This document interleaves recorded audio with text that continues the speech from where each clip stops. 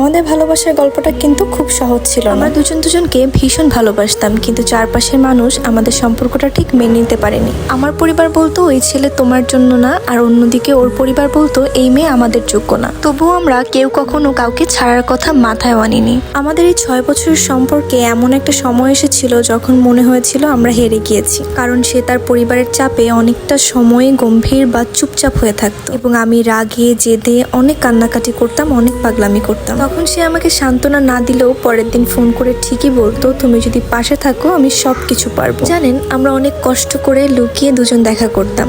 তখন আমরা বলতাম আমাদের ভালোবাসার গল্পটা দেখো, একদিন ঠিকই সফল হবে। আবার মাঝে মধ্যে হতাশ হয়ে বলতাম আচ্ছা তাহলে মনে হয় আমাদের দুজনের আলাদা হওয়াটাই ভালো। কিন্তু জানেন, আমি যখন হেরে যেতাম তখন সে আমার শক্তি হতো, আর সে যখন হেরে যেত আমি তার শক্তি হতাম। সে আমাকে বলতো বিচ্ছেদই সবকিছুর সমাধান। অনেকে আমাদের কথা শুনে বলতো ভালোবাসা দিয়ে পেট চলে না, দুদিন পরে অভাবে ভালোবাসা জানলা দিয়ে পালাতো। আমি বা সে কখনো কারো কথায় কান দেইনি। ভেবেছি আমরা দুজন একসাথে থাকলে ঠিক একটা কিছু করে নেব। দুজনে অনেকবার ভেবেওছি যে পালিয়ে যাব, তো পরবর্তীতে আবার মনে হলো যদি পালিয়ে যাই তাহলে আমাদের ভালোবাসাকে অপমান করা হবে, তাই কখনো আর পালানোর চেষ্টাও করিনি। আমরা চেয়েছিলাম সবাইকে বুঝিয়ে দুজনে এক হতে, এবং সেটাই হয়। একদিন সবাই বুঝতে পারে যে আমরাই সঠিক, আমাদের ভালোবাসা কোনো পাপ নয়। আজ আমরা একসাথে, যেই ভয়ে দুজনের হাত ধরতাম না, আজ সেই বাবা মায়ের সামনে সে আমাকে হাত ধরে হসপিটালে নিয়ে যায় নতুন কিছুর আশায়। যারা আজ হাল ছেড়ে দিচ্ছ তাদের উদ্দেশ্যে একটা ছোট্ট কথা বলি,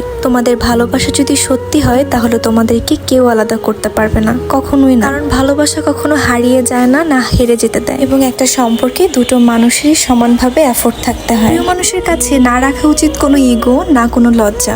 ভালোবাসা প্রকাশ করাটা খুবই দরকার, তাই ভালোবাসার মানুষকে মন খুলে নির্দ্বিধায় লজ্জাহীনভাবে বলুন যে আপনি তাকে ঠিক কতটা ভালোবাসেন, তার জন্য ঠিক কতটা ফিল করেন, এবং তার জন্য আপনি কি কি করতে পারেন। এতে ভালোবাসা আরো দ্বিগুণ মজবুত হয়। আপনার প্রিয় মানুষ হয়তো জানে যে আপনি তাকে ভালোবাসেন ঠিক কতটা, তারপরও মাঝে মধ্যে আপনার মুখ থেকে শুনতে কিন্তু বেশ ভালোই লাগবে। আজকে এই গল্পটা আমি একটা পোস্টে পড়েছিলাম, তাই আপনাদের সাথে শেয়ার করলাম।